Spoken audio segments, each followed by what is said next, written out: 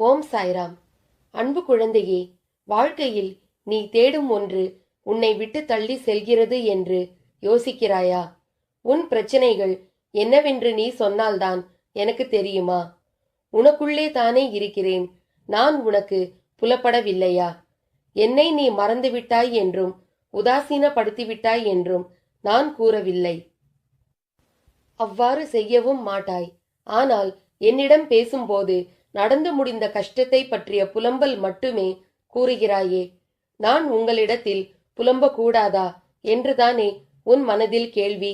நான் உன்னிடம் அப்படி கூறுவேனா? முடிந்ததை புலம்பி நீ என்ன சாதித்தாய்? அதைத்தான் உன்னிடத்தில் சொல்ல வருகிறேன். என் துணை எப்போதும் உனக்கு இருக்கும். நீ தன்னம்பிக்கையுடன் இருக்க வேண்டும் எப்போதும். தொலைந்து போன பொருளை நினைத்து வருந்துவதால் நீ பெற்றது ஒன்றும் இல்லை. அர்த்தமற்ற புலம்பலால் மன அமைதியையும் நிம்மதியையும் இழக்கிறாய். அதற்கு நீ அடுத்து என்ன செய்ய வேண்டும், எனக்கு வழி காட்டுங்கள் என விழிப்புடனும் தன்னம்பிக்கையுடனும் தான் என்னிடத்தில் வரவேண்டும் என்று சொல்கிறேன். நீ நினைத்ததை விட அதிகமாக ஜெயிப்பாய். அதனால் நீ எதற்கும் பயப்படாதே, கலங்காதே.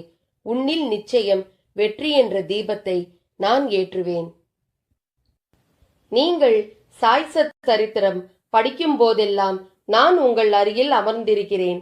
நீங்கள் படிக்கும் ஒவ்வொன்றையும் கேட்டுக்கொண்டிருக்கிறேன். இப்போது வரை நான் யாரையும் கீழே விழ அனுமதிக்கவில்லை. பிறகு நீங்கள் கீழே விழுந்ததை நான் எப்படி பார்க்க முடியும்? உன்னை பிடிக்க என் கை எப்போதும் இருக்கும். எந்த தொந்தரவாக இருந்தாலும் என்னிடம் விட்டுவிடு. அதிலிருந்து நான் உன்னை வெளியில் கொண்டு வருகிறேன். என் மீது முழு நம்பிக்கை வை. அனைத்தும் வெற்றியே. நீ என்ன நினைக்கிறாய் என்று எனக்கு தெரியும். உனக்கு தர வேண்டியதை கண்டிப்பாக நான் தருகிறேன். உன் பிரார்த்தனை பலனை தரப் போகிறது. உன் துன்பங்கள் தொலையும், விருப்பங்கள் நிறைவேறும். நான் உன்னுடனேயே கண்ணுக்கு புலப்படாமல் வருவேன். கவலை வேண்டாம். நான் உன் அருகிலேயே இருக்கிறேன். தாளிடப்பட்ட கதவுகள் என் நுழைவை தடுத்துவிட முடியாது. நானே அங்கு உன்னை காத்துக்கொண்டு அமர்ந்துள்ளேன். நீ எங்கிருப்பினும் என்னை நினை. நான் உன் பக்கத்தில் இருப்பேன். கலியுக நாதனின் கருணையின் கீழ் நீங்கள் இருந்தால் கர்மாவும் காலங்களும் உன்னை கை தொடாமல் கடல் தாண்டி ஓடிவிடும். உதவ வரவில்லை என்று புலம்பாதே. நீ அழைக்கும் போதெல்லாம் நான் வந்து கொண்டுதான் இருக்கிறேன். எப்படி வந்தேன் என்று உன்னால் அடையாளம் காண முடியாமல் தவிக்கிறாய்.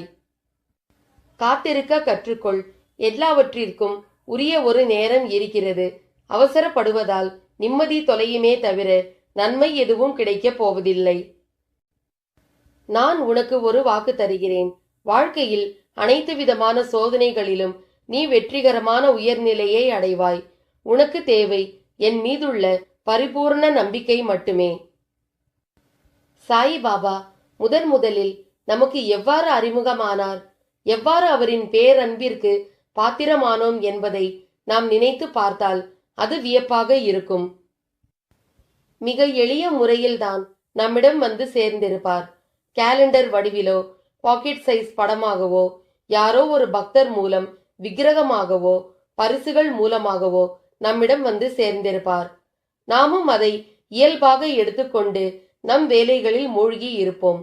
எப்போது பாபா நம்மிடம் வருகிறாரோ அப்போது முதலே அவரின் பாதுகாப்பு வளையத்திற்குள் நாமும் நம் குடும்பமும் வந்துவிடுவோம். அதை நாம் உணரும் தருணத்திற்காக அவர் காத்திருப்பார்.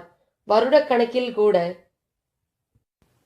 நம் வாழ்வில் இக்கட்டான தருணத்தில் திகைத்து போயிருக்கும் சூழலில் அனாதரவாக நிர்கதியாக நிற்கும் சமயத்தில் அவரின் பேரன்பு கரங்கள் நம்மை கை தூக்கிவிடும். நான் இருக்கிறேன் என்று அபயமளிக்கும். இந்த உலகில் எத்தனையோ ஜீவராசிகள். எதுவும் மாயை வலையில் சிக்காமல் இருப்பதில்லை. இந்த பிரபஞ்சத்தில் நீ எதை விதைத்து அதன்படி வாழ்ந்தாலும் இந்த மாயை இடைத்தரகராக வந்து உன்னை அலைக்கழிக்கும். எந்த காலகட்டத்திலும் மாயைக்கு இயற்கை துணையாக நிற்கும். நீ நல்லது செய்து கெட்டதாக முடிவதும், கெட்டது செய்து நல்லதாக முடிவதும் மாயை சக்தியால் தான் நடக்கிறது. மாயை சக்தி பிரபஞ்சம் முழுவதும் பரவி இருக்கிறது. உன் வினையை நீ அறுவடை செய்தாலும் நிகழ்காலத்தில் நீ வாழும்போது இடம் பொருள் ஏவலை பயன்படுத்தி உன்னை உயர்த்தவும் தாழ்வடையவும் செய்கிறது. இதை எதிர்கொண்டுதான் வாழ்ந்தாக வேண்டும். நிகழ்காலத்தில் உனக்கு பல பாடங்களை கற்பிக்கிறது. இந்த மாயை வெல்வது எப்படி? மாயை வெற்றி கொள்ள அதிகப்படியான சகிப்புத்தன்மை, நம்பிக்கை, நீடித்த பொறுமை தேவை. கெட்டது உன்னை அடையும் போது வேகம் அதிகமாக உள்ளது. நல்லது நிதானமாக பயணித்தாலும் சோதனையை சந்திக்காமல் வெளிவராது. முடிவு நீ ஏற்கும் பக்குவத்தில் உள்ளது.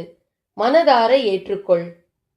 மனதில் எதையும் தாங்கி சோகத்தில் மூழ்காமல் அதோடு பயணிப்பதே மாயை எதிர்கொள்ள சிறந்தது. வருவதை ஏற்று மனதில் வெறுமையை உருவாக்கி மனம் அமைதி பெறுவதே மாயாவை வெல்வதாகும். நற்செயல் சிந்தனை உன்னை உயர்த்தும். மாயை உன்னை சுழல விட்டாலும் வெற்றியை அளிக்காமல் விடாது. உன் வினை உன்னை துன்புறுத்தி வேதனையில் அலைய விட்டாலும் அதை மனதார ஏற்றுக்கொள். இதுவே வினை அறுக்கும். இறந்த காலத்தையும் எதிர்காலத்தையும் மறந்து நிகழ்காலத்தில் உண்மையாக வாழ். நீ செய்த செயலை நினைத்து அதில் தவறான செயல் இருப்பதை அறிந்து அது மீண்டும் வராமல் பார்த்துக்கொள்.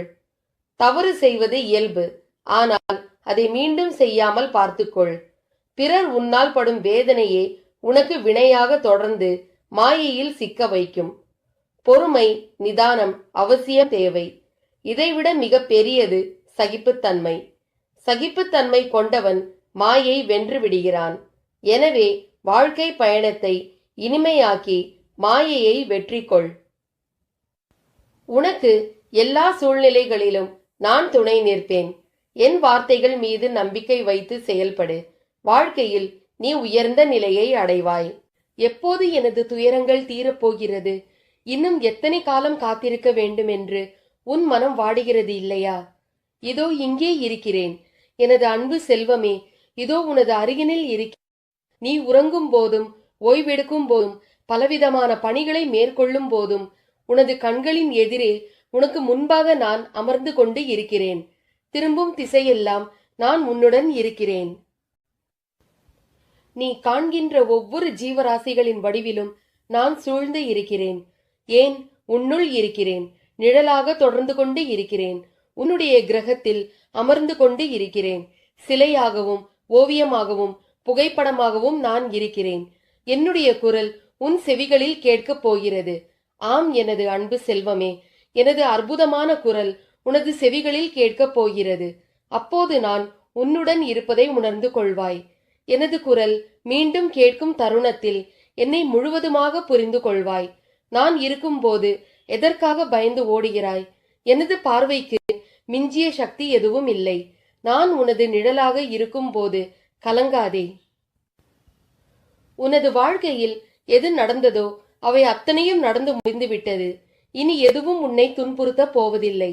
வாழ்க்கையில் மிக வேகமாக வளர்ந்து பெரும் செல்வந்தர்கள் மத்தியில் வாழப்போகிறாய். கலங்காதே. அனைவரும் வியக்கும் வண்ணம் உயரப் போகிறாய். தேவையில்லாமல் மனதில் கற்பனையை வளர்த்து கொள்ளாதே.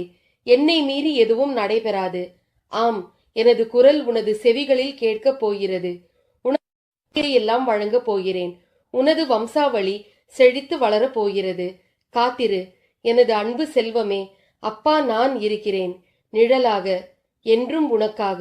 நீ செல்லும் இடமெல்லாம் ராமநாமத்தை இடைவிடாமல் ஜெபித்து கொண்டே இரு. ராம ராம இதை ஜெபித்தால் ஹனுமன் வருவார். உடனே அவர் எஜமான் ராமர் வருவார். கூடவே இணை பிரியா லட்சுமணன் வருவார். ராமன் இருக்கும் இடம் என்று சீதாதேவி வருவாள்.